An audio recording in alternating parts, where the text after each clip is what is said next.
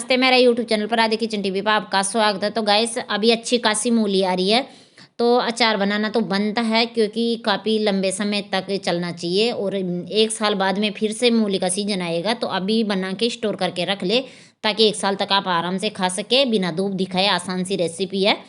तो चलिए जी रेसिपी को शुरू करते हैं बिना देरी करते हुए। तो इधर मैं मूली को अच्छे से धो ली हूँ। ध्यान रखिए मूली अच्छी खासी लेना है, जैसे कि बीच में से पकी हुई मूली ना ले, ज़्यादा कच्ची हुई मूली ना ले, जैसे कि बीच में से फोम की तरह हो जाती है ना, वो वाली मूली ना ले।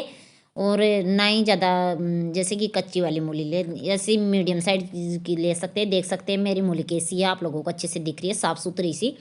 तो इनको मैंने धो के अच्छे से, अब इनको क्या करेंगे, जैसे कि इनके रेसे रहते हैं ना, तो उनको छिल लेंगे ताकि अच्छे से वाइट सी रहे। अगर रेसे ना हो तो आप ऐसे भी डाल सकते हैं बिना छिले भी, पर मैं रेसे है इनके हल्के फुल्के, तो बाद में अचार में अच्छे नहीं आएगी। तो मैं इसी तरह सभी को, जितनी मूलियाँ ना उसको सभी को मैं छिल लूँगी।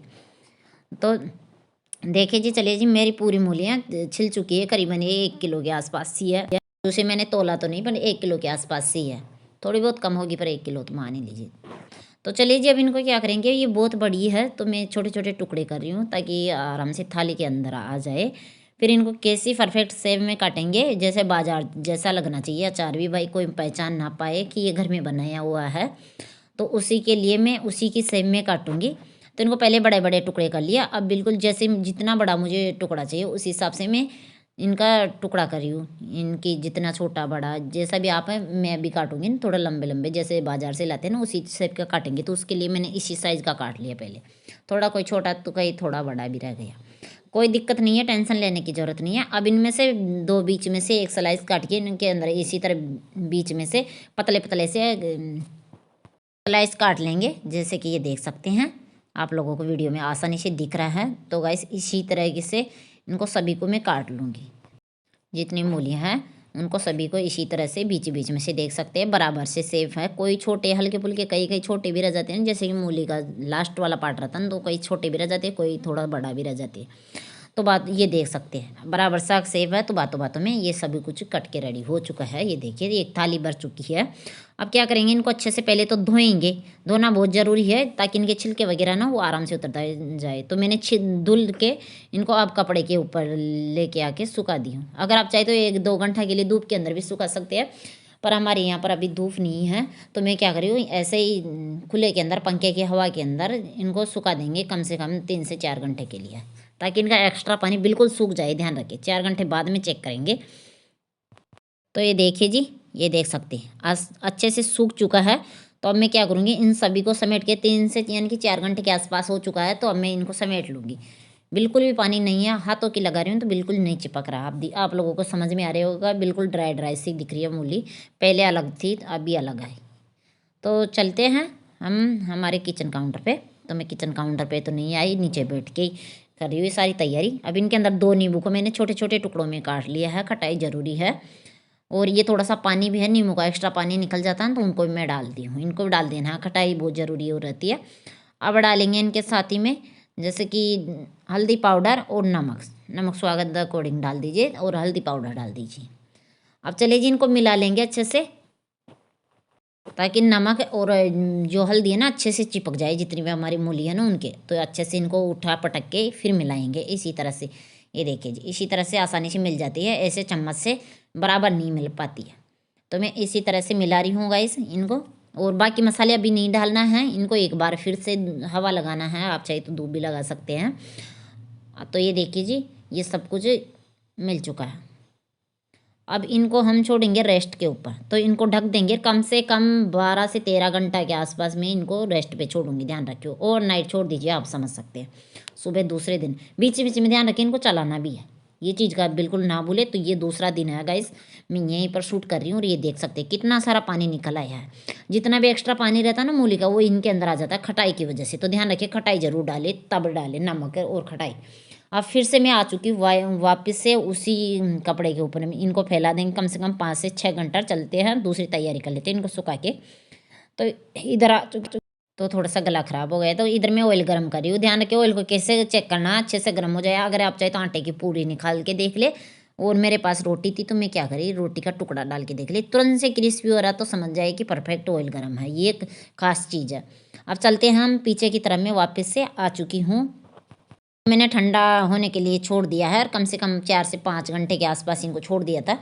अब फिर से अब बारी है मसाले मिलाने की। तो इनके अंदर कलौंजी डाल दी मैंने और थोड़ा सा नमक, थोड़ी सी हल्दी, ज़्यादा नहीं डालेंगे, पहले से हल्दी है, और मिर्ची पाउडर, इन सभी को मिला लेंगे और थोड़ा सा ऑयल डालेंगे, ज़्यादा नहीं डालेंगे, थोड़ा सा हल्का सा गर्म ही हो ऑयल, ज़्यादा ठंडा नहीं है, गरम गरम भी नहीं डालना खोलता हुआ, और थोड़ा सा ज़्यादा ठंडा भी नहीं डालना, ऐसा वाला डाल देंगे इनको।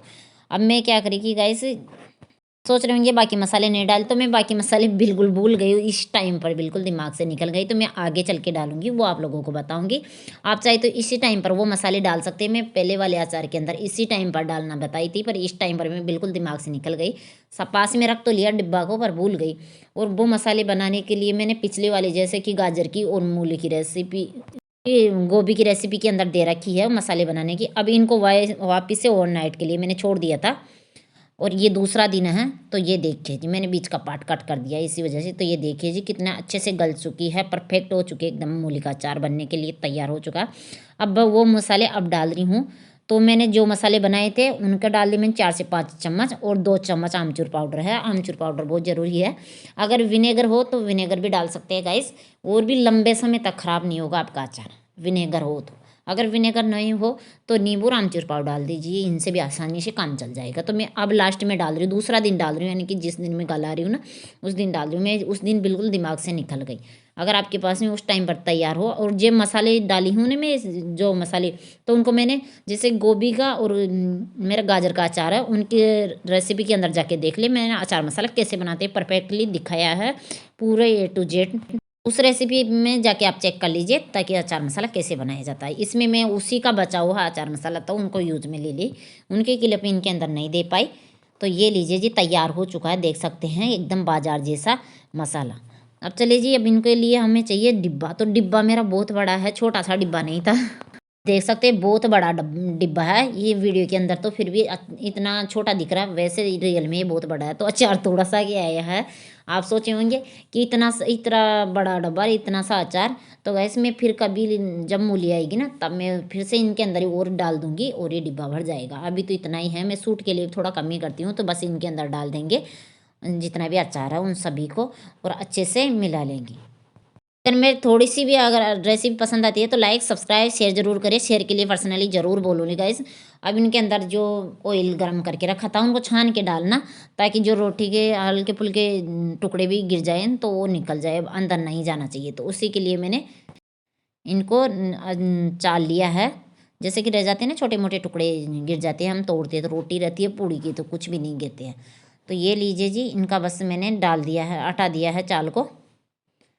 और थोड़ा सा मुझे ऐसा लग रहा है कि इनके अंदर ऑयल भी कम पड़ेगा, तो मैं बाद में और डाल दूंगी थोड़ा सा, जब मैं दूसरा वाला अचार डालूंगी ना इसी के अंदर मिला के। तो ये देखिए जी, इतना बड़ा, कम से कम 1 किलो मूली का अचार है, और इतना सा आया है, तो आप समझ सकते हैं कितना बड़ा है। वीडियो में थोड़ा सा छोटा सा दिख रहा है। और आप इस सर्दी ज़रूर बना के देखें, और अगर पसंद आए तो मुझे कमेंट करके ज़रूर बताएं कैसा बना, वो भी मुझे कमेंट करके बताएं, टेस्ट वगैरह सब कुछ। फिर भी कुछ समझ में नहीं आता है तो वो भी मुझे कमेंट करके बताइए, कोशिश करूँगी फिर बनाऊँगी, तब आप लोगों को ज़रूर रेसिपी दूँ। मिलते हैं नेक्स्ट रेसिपी में, तब तक के लिए Radhe Radhe, bye bye, take.